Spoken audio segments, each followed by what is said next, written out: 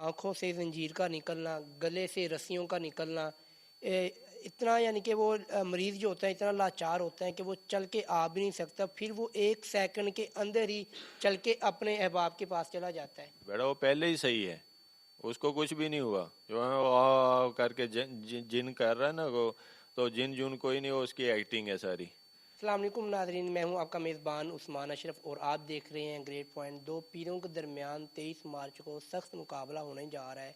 एक तरफ पीर हक खतीब और उसके मध्य मुकाबल इकरारुल हसन, जो कि पीर हक खतीब को झूठा करार दे रहे हैं। मध्य मुकाबल देखा जाए तो पीर हक खतीब के जो चाहने वाले हैं वो इकरारुल हसन को झूठा करार देने जा रहे हैं। तो इसी के मध्य मुकाबल देखते हुए इकरारुल हसन ने 23 मार्च को पीर हक खतीब की दहलीज पर जाने का ऐलान किया है।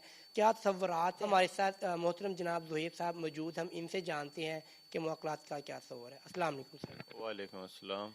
सर कैसे हैं आप? अल्हम्दुलिल्लाह जी। सर हमें ये बताएं सबसे पहले कि मुआक़लात का तसव्वुर है क्या? जी, दीन में इलाज के लिए मुख्तलिफ़ ज़राए हैं, और जो आम इस्तेमाल होते हैं, डॉक्टर हजरात हैं, हकीम हैं, और भी बहुत सारे ज़राए हैं। बीमारी की शक्ल में आप उनसे रुजू कर सकते हैं। बाकी जो दीन के अंदर दुआएं बताई गई हैं, आप उनको इस्तेमाल कर सकते हैं। दम वगैरह अगर कुरानी आयात से हो या मसनून तरीके से हो तो वह जायज़ है, इसका इनकार नहीं है। लेकिन जिस तरह पे ये इन्होंने शुरू कर दिया है कि कीलें नहीं कर रही हैं, सोने की ज़ंजीरें नहीं कर रही हैं, कोई गोलियां नहीं कर रही हैं, तो वो ट्रिक्स होते हैं, मुख्तलिफ़ शोबदाबाजियाँ होती हैं जिनके ज़रिए लोगों को मुतासर किया जाता है। और ज़ईफ़ुल एतक़ाद लोग हैं, चूँकि कुरान और सुन्नत से उनका दूर का वास्ता नहीं है, ना उनके पास इल्म होता है, तो जाहिल अवाम जो है वो अक्सरियत जो है वो चूँकि कुरान और सुन्नत से जो है वो दूरी पे है, तो इस वजह से इन ठगबाजों के हाथों में वो फंस जाते हैं और अपने माल को भी ख़राब करते हैं, अकीदे को भी ख़राब करते हैं। और अक्सर औक़ात ऐसे वाक़यात भी आए हैं कि इज़्ज़त भी इंसान की चली जाती है। सर हमें ये बताएं, अगर इकरारुल हसन ये कदम उठा रहे हैं तो पिछले दिनों के अंदर भी इकरारुल हसन ने ये कदम उठाया, लेकिन हमें कुछ वाज़िया, हमारी आवाम को कुछ वाज़िया नज़र नहीं आया। फिर हक खतीब कह रहे हैं कि मैंने इकरारुल हसन को माफ़ कर दिया, लेकिन हमें ये नहीं पता उसने किस चीज़ के बदौलत को माफ़ किया। तो इकरारुल हसन वो कह रहे हैं कि हमने पीर हक खतीब को यानी कि बेनकाब कर दिया है। तो सर किस तरह बेनकाब किया है? जी, इकरारुल हसन ने बहुत अच्छा काम किया है, पूरी कौम की तरफ से मैं उनको खराज तहसीन पेश करता हूँ। और इस वक्त के बड़े तमाम मकातबे फ़िक्र के उलमाए किराम जो मुस्तनद उलमा हैं, उन्होंने इकरारुल हसन को शाबाश दी है, उनकी तहसीन की है और उनकी पुश्त पे वो खड़े हैं इस मामले में। और हमारा फ़र्ज़ बनता है कि जब उसने इतने बड़े फितने को बेनकाब किया है तो उससे ख़ुद भी बचें और दूसरों को भी बचाएं। और इकरारुल हसन ने जो सबूत उसके अवाम के सामने पेश किए हैं वो लाजवाब कर देने वाले हैं। अवाम की आँखों को खोलने के लिए इतना ही काफ़ी है कि उसने इस ठगबाज हक खतीब, जिसको हक खतीब कहना ही नहीं चाहिए, बातिल खतीब है, तो उसको उसने जो है वो बेनकाब किया है। वो नमाज नहीं सुना सका, वो बुनियादी अकायद नहीं का इल्म नहीं रखता, वो कुरान की कोई आयत नहीं सुना सका। अब अंदाज़ा करें, एक आदमी दम कर रहा है तो उसको पूछोगे कुरान की एक आयत, वो कहता मैं कुरान पढ़ के, उसको कुरान की आयत तो पढ़ के सुनाए कि क्या दम करते हो, क्या है तुम्हारे पास, कुछ भी नहीं है। उसने अपनी मीडिया टीम बनाई हुई है, अपने लोग भर्ती किए हैं, उनके ज़रिए वो सादा अवाम को जो है वो लूट रहा है दोनों हाथों से। और ख़त्म नबूवत के काज की वो बात करता है, उसके खाते में कोई कारनामा नहीं, कोई उसके पास जो है ख़त्म नबूवत के मैदान के अंदर अमल की कोई चीज़ नहीं है। उलमा ने इसमें कुर्बानियाँ दी हैं, जानें दी हैं, पूरी तहरीक मौजूद है, दस्तावेज़ात मौजूद हैं, सबूत मौजूद हैं। आवाम को इससे यानी आगाह है इस बात से, उनको पता है कि ख़त्म नबूवत की तहरीक क्या थी। ये उनकी कुर्बानियों पे अपना लेबल लगा के अपना नाम यानी मशहूर करने की एक नाकाम कोशिश कर रहा है। तो इसलिए इकरारुल हसन को मैं शाबाश देता हूँ कि आपने बहुत अच्छा काम किया है। उसका आप हुलिया देखें, मेकअप उसने किया होता है, उसका लिबास देख लें, उलमा औलिया से बिल्कुल नहीं। में जो आदमी खुद कहता है कि मैं वली हूँ अल्लाह का, दम करता है और वो अपने उसके अपने ही लंगड़े होते हैं जो उठ के खड़े हो जाते हैं। मैं एक लंगड़ा लेके जाऊँ वो दिखाए, ہماری گلی کے ہمارے ہمسائے میں تھا ایک آدمی، اس کو لے گئے جی، وہ پہلے سے بھی پاگل ہو گیا، پہلے سے بھی اس کی جو ہے طبیعت خراب ہوگی۔ پھر اس نے یہ ثبوت پیش کیا کہ بھائی آپ بیرون ملک جاتے ہیں، وہاں تو کوئی ویل چیئر سے نہیں اٹھتا، کسی کے اوپر جن حاضر نہیں ہوا آج تک، یہ باطل خطیب نہیں کر سکا، تو وہاں پہ کیا ہے، وہاں پہ اس کی ٹیم نہیں جاتی، ظاہری بات ہے اس کے بندے نہیں ہوتے، تو وہاں پہ یہ کام چلتا نہیں، ٹوپی ڈرامہ چلتا نہیں۔ تو یہ پاکستان میں ہی ہے، اور ہم سمجھتے ہیں کہ کیمروں میں دیکھ کے اور ویڈیو میں دیکھ کے پتہ نہیں کتنوں کو شفا مل رہی۔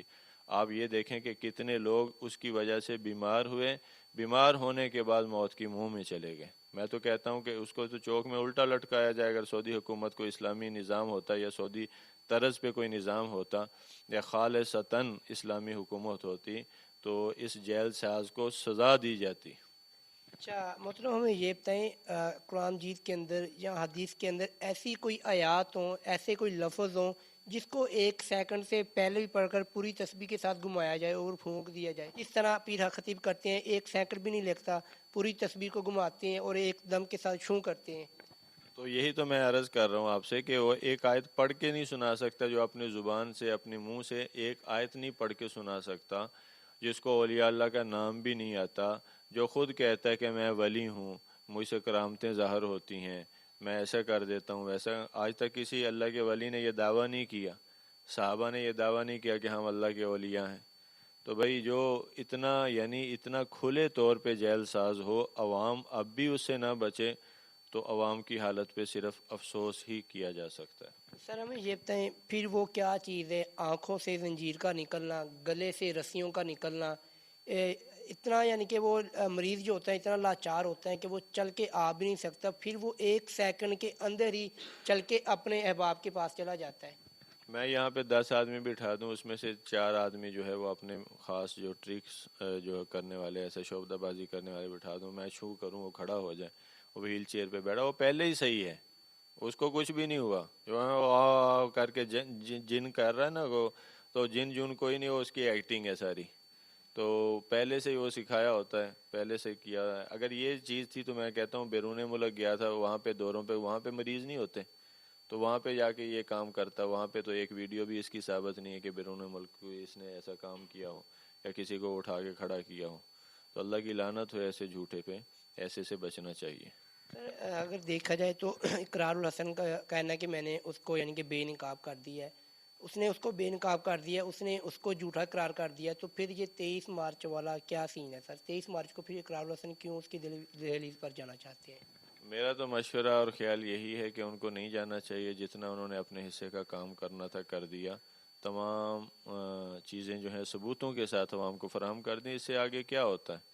تو حکومت تو یہاں پہ ہے کوئی نہیں، اسلامی نظام تو ہے کوئی نہیں کو جو اس پہ ہاتھ ڈالے، تو وہ اپنے حصے کا کام کر چکے ہیں، ان کو مزید نہیں جانا چاہیے۔ مبادہ کی انتشار بازی ہو، کوئی لڑائی جھگڑا ہو، کوئی ایسی کیفیت بن جائے جو ان کے نقصان کا سبب ہو، تو اس لیے تو ان کو میرا مشورہ یہی ہے کہ آپ اپنے حصے کا کام کر چکے ہیں، علماء کو بھی چاہیے، جو نیک صلحاء علماء اور اتقیاء ہیں، ان کو بھی چاہیے کہ وہ بھی اس معاملے میں اپنے حصے کا کام سر انجام دیں، تاکہ عوام کے ایمان، عقیدے، مال، جان کی حفاظت کی جا سکے۔ سر اگر دیکھا جائے تو پاکستان کے اندر بلکہ ہزاروں میں نہیں لاکھوں کی تعداد کے اندر پیر حق خطیب کو چاہنے والے ہیں، بہت سے لوگ اسی غلط فہمی کے شکار ہیں کہ ہم کس کو جھوٹا کہیں، اس کو سچا کہیں، تو آپ کی نظر میں آپ ناظرین کو ہمارے کو کیا میسیج دینا چاہیں گے کہ وہ ان دونوں سے بچیں، پیر حق خطیب سے بچیں یا اقرار الحسن کی باتوں سے بچیں؟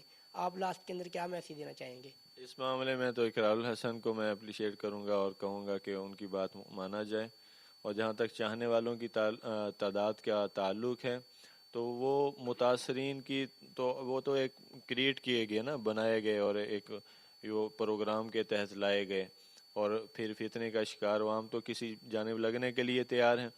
تو میرا پیغام یہ ہے کہ آپ خود قرآن پڑھیں، یہ رمضان المبارک کی گھڑیاں ہیں، اور خود جو ہے حضور کی زندگی پڑھیں، وہاں سے آپ کو ہر چیز ملے گی، اور خود جو ہے عمل کریں، صحیح عمل کریں، نیک عمل کریں، اور ایسے ٹھگ بازوں سے، ایسے جعلی عاملوں سے خود بھی بچیں اور دوسروں کو بھی بچائیں، جو آپ کے مال کے بھی یعنی لالچی اور اس کے بھی حریص ہیں، اور اس کے ڈاکو ہیں، اور آپ کے ایمان کے بھی ڈاکو ہیں۔ جی بہت شکریہ. تو ناظرین ہمارے ساتھ زہیب صاحب موجود تھے. آپ نے ان کی گفتگو سنی کہ ہم نے پیر حق خطیب سے کس طرح بچنا ہے. یہ ایک فراڈی ہے. تو ہمیں رمضان مبارک کا فائدہ اٹھاتے ہوئے ہمیں نیکیاں سمیٹنی چاہیے. ہمیں ان کے پیچھے 23 مارچ کا انتظار نہیں کرنا چاہیے بلکہ ہمیں اپنی نیکیوں کو مزید بڑھانے کی ہمیں کوشش کرنی چاہیے. تو زہیب صاحب کا کہنا ہے کہ یہ پیر صرف ایک نام کا پیر ہے. ایسی کوئی امید ان سے نہ رکھیں کہ آپ کو ان سے شفا ملے گی. تو یہ تھی دوستوں آج کی ویڈیو. انشاءاللہ ایک نئی ویڈیو کے ساتھ دوبارہ ملتے ہیں. دوست اپنا بہت سارا خیال رکھیے گا. اللہ حافظ.